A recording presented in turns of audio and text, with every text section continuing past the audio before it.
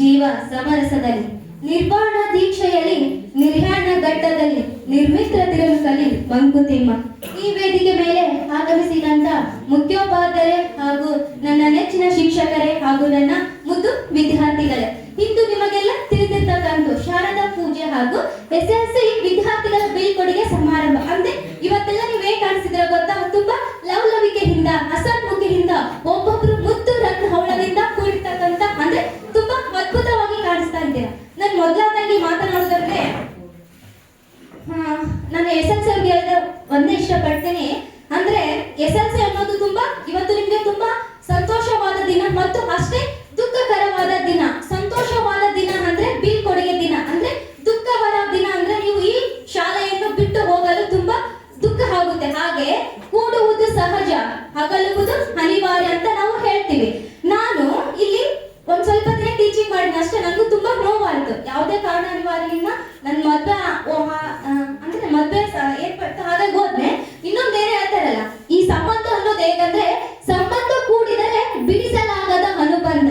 ಅದು ಹೇಗಪ್ಪ ಅಂದ್ರೆ ನಾನಲ್ಲಿ ಮದ್ವೆ ನಮ್ಮನೆಲ್ಲ ಲೈಫಲ್ಲಿ ಒಂದೇ ಸರಿ ಮದ್ವೆ ಆಗೋದು, ಲವಲವಿಕೆಯಿಂದ ಆಗೋದು, ಖುಷಿಯಿಂದ ಆಗೋದು ಅಂತ ಹೇಳ್ತಾರೆ. ನಂದೆಲ್ಲ ಈ ಕಡೆ ಅಯ್ಯೋ ನನ್ನ ಮಕ್ಳು ಏನಾದ್ರು ಅಂದ್ರೆ ಇಲ್ಲಿ ಫಸ್ಟ್ ಆಫ್ ಆಲ್ ಇಂಗ್ಲಿಷ್ ಗೊತ್ತಾ ಇತ್ತು. ಹಾಗಾಗಿ ನಾನು ಏನಾದ್ರೂ ಮಕ್ಳಿಗೆ ಹೇಳ್ಬೇಕಲ್ಲ, ನನ್ನಿಂದ ಏನಾದ್ರೂ ಸ್ವಲ್ಪ ನನ್ನಿಂದ ಎಷ್ಟು ಸಹಾಯ ಆಗುತ್ತೆ ಅಷ್ಟು ಆಗುತ್ತೆ ಅಂತ ನಾನು ಇದ್ದಿದ್ದೇ ಯೋಚನೆ ಮಾಡ್ತಿದ್ದೆ.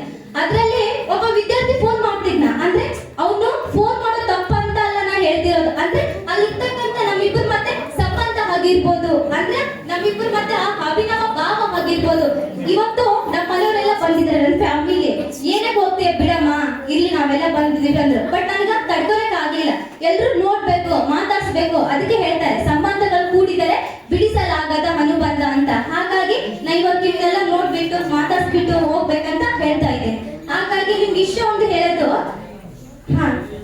ಆಡಿಕೊಂಡವರ ಮುಂದೆ IAS ಆಗಿ ಬಾ, ಆಡಿಕೊಂಡವರ ಮುಂದೆ IAS ಆಗಿ ಬಾ, ಕೀಳಾಗಿ ಕಂಡವರ ಮುಂದೆ KS ಆಗಿ ಬಾ, ಕೀಳಾಗಿ ಕಂಡವರ ಮುಂದೆ KS ಆಗಿ ಬಾ, ಯೂಸ್ಲೆಸ್ ಅಂದವರ ಮುಂದೆ ಯೋಧನಾಗಿ ಬಾ.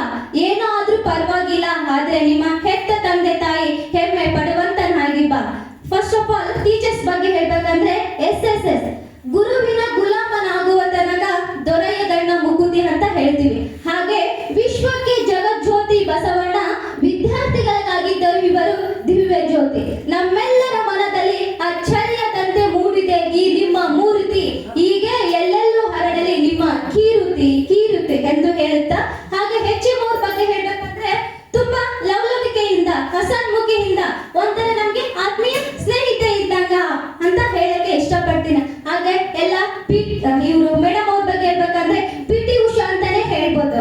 ಹಾಗೆ ಅವರು PT ಉಷಾ ಗೊತ್ತಲ್ವಾ? ಯಾರು PT ಉಷಾ? ಯಾರು? ರನ್ನರಾ? ಓಟಗಾರ್ತಿ ಹೌದಲ್ವಾ?